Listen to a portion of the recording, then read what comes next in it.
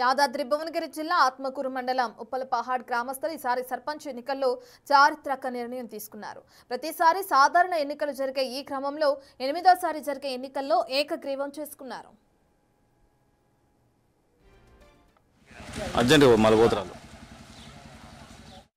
గ్రామ అభివృద్ధి మరింత వేగవంతం కావాలంటే చదువుకున్న యువకుడు పాలించాలని భావించిన గ్రామస్తులు పార్టీలకు అతీతంగా డిగ్రీ పట్టభద్రుడు చిన్నం బీరప్పను సర్పంచ్గా ఏకగ్రీవంగా ఎన్నుకున్నారు. దీని ద్వారా ప్రభుత్వం అందించే పారితోషికాన్ని గ్రామాభివృద్ధికి వినియోగించుకోవాలని నిర్ణయించారు. బీరప్పతో పాటు 8 వార్డులకు ఏకగ్రీవంగా సభ్యులను ఎన్నుకున్నారు.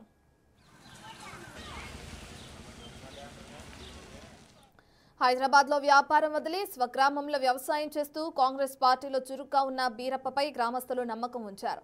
తమపై ఉంచిన విశ్వాసానికి రుణపడి ఉంటానని, గ్రామ అవసరాలు తీర్చి రాష్ట్రంలోనే మోడల్ గ్రామ పంచాయతీగా తీర్చిదిద్దుతానని బీరప్ప హామీ ఇచ్చారు.